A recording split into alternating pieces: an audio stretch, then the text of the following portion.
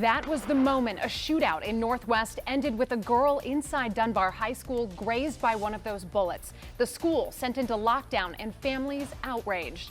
Thank you for joining us this evening. I'm Simone D'Alba. And I'm Adam Longo. To give you some context on exactly where this is, this unfolded in Northwest at the intersection of Kirby and Morgan Streets.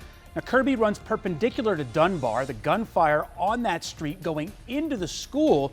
Tonight we have team coverage on what D.C. leaders are saying about this latest act of violence affecting our kids. And we have reaction from neighbors and students who are saying enough is enough. Let's begin with our Matt Gregory, who is currently live at the scene. Matt?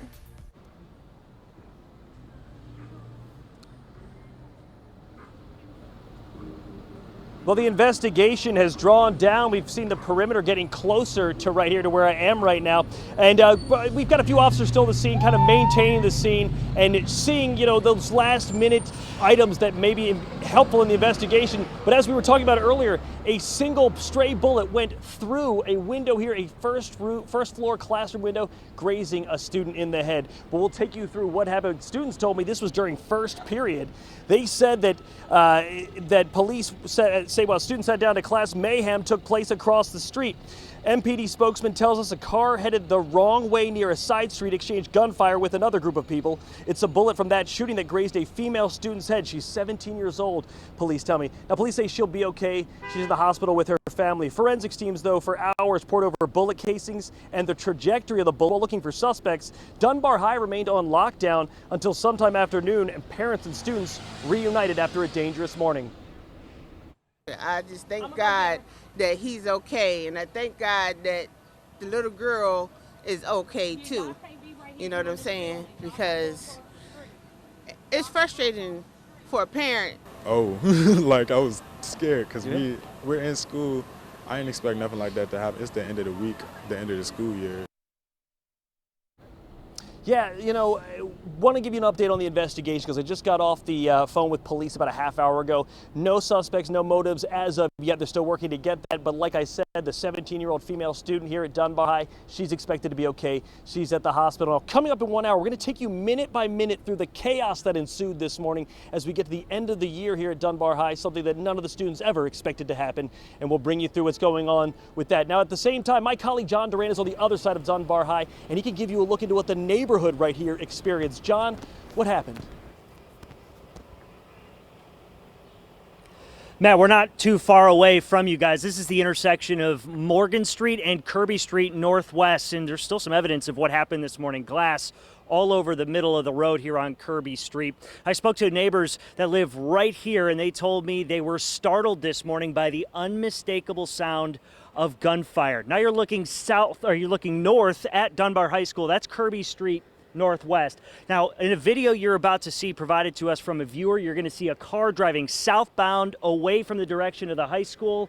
It stops in the middle of the street and opens fire on a group of people walking on the sidewalk right here, then continues to drive away, and then a person in that group on the sidewalk returned fire at that vehicle.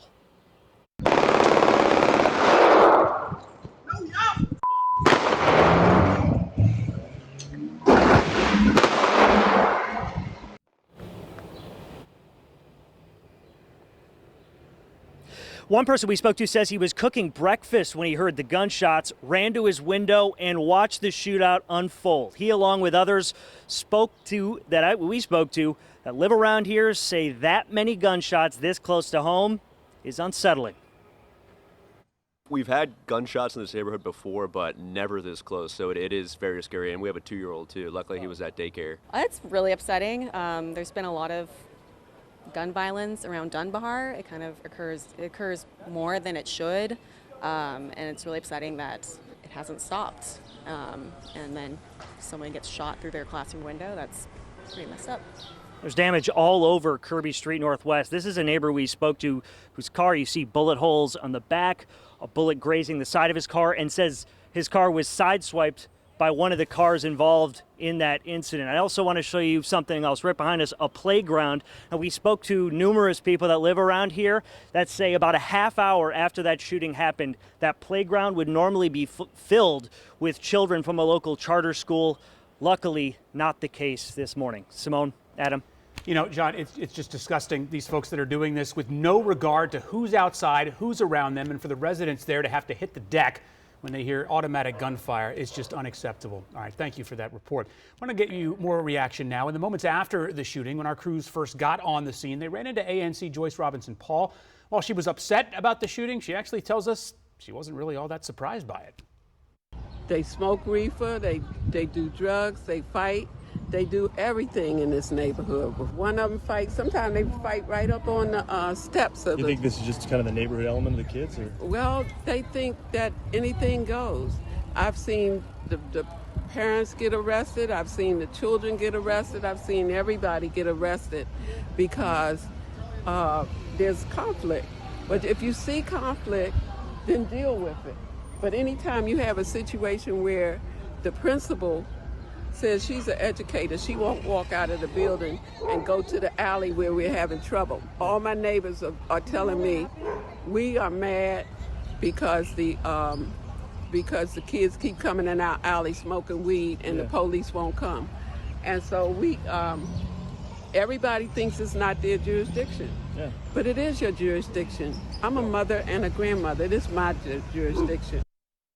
Yeah, we cannot have a section of the city where just, quote, anything goes. All right, so let's give you some context here. Just how bad has crime been around Dunbar High? So our team dug into data from D.C. Police. We looked at the area 2,000 feet around Dunbar. You see it there in that circle. So since the start of the year, there's been 1 homicide, 5 shootings, and 9 robberies reported. But the data shows violent crime is actually down 28% in that area compared to the same period last year.